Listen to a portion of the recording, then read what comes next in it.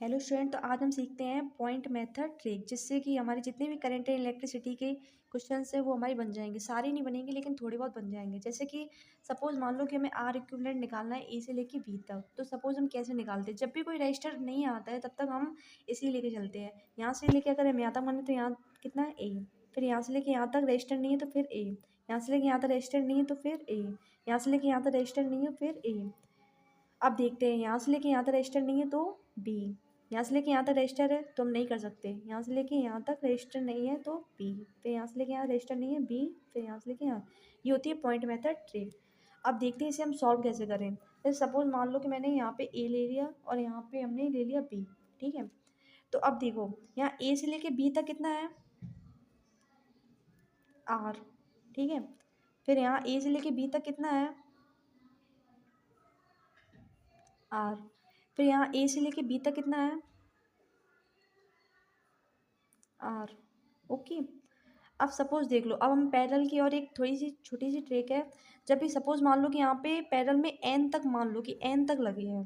Suppose मान लो कि हमने एन तक मान लिया कि एन तक लगे हैं, तो इसके लिए ट्रिक क्या है, जैसे हम वन बाई आर इक्विवेलेंट ऐसे ही तो निकालते हैं पैरेलल में, one by R one plus one by R two plus one by R, मतलब ऐसे चलते चले आते हैं। जैसे एन तक मान लो तो वन बाई आर इक्विवेलेंट कितना हो जाएगा, एन वाई आर। अगर आर इक्विवेलेंट निकालेंगे तो ये उल्टे हो जाते हैं, ये कितने हो जाते हैं, आर बाई एन, ठीक है। अब सपोज देख लो, अब जब भी सेम हो तो ऊपर भी आ रहा है नीचे भी आ रहा है ये भी आ रहा है, तो हमने ऊपर आर, ठीक है, आर इक्विवेलेंट इसका कितना आ जाएगा, आर बाई, और कितनी है, वन टू थ्री, नीचे ओनली एन, एन मतलब नंबर्स कितनी है, वन टू थ्री। अगर तीनों सेम है, अगर यहाँ पे सपोज मान लो कि two R two R two R, अगर सेम है तो हम इस तरीके से करेंगे, अगर सेम नहीं है तो उसके लिए अलग ट्रिक है। तो ये हमारी निकल आई R Y three. Point method से इस तरीके से इजीली क्वेश्चन कर लेते हैं। तो स्टूडेंट एक और क्वेश्चन के लिए ट्रिक हम देखते हैं। जैसे सपोज मान लिया कि मैंने यहाँ से लेके यहाँ तक, पहले हम बना लेते हैं क्वेश्चन को।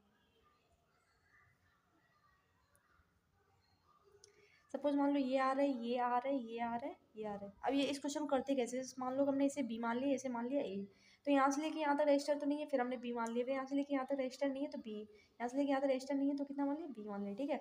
अब जैसे हमने क्वेश्चन सॉल्व करना है हमें, तो ए से लेके हम हमेशा यही तो करते हैं, इस लेके बी तक। तो ए से लेके यहाँ पे ए है, सॉरी ये ए है, ठीक है। ए से लेके बी तक कितना है, आर। फिर ए से लेके बी तक कितना है, आर। फिर ए से लेके बी तक कितना है, आर। फिर ए से लेके बी तक कितना है, आर। तो ऐसे कितने हैं, चार, मतलब पैरेलल में लगे हैं, पैरेलल में लगे हैं। तो अब देखो कैसे, हम देखो ए से लेके बी तक, ए से लेके बी तक, ए से लेके बी तक, ए से लेके बी तक, ये चारों क्या है, पैरेलल में लगे हैं। अब मैंने आपको ट्रिक सिखाई थी कि हमें जब भी आर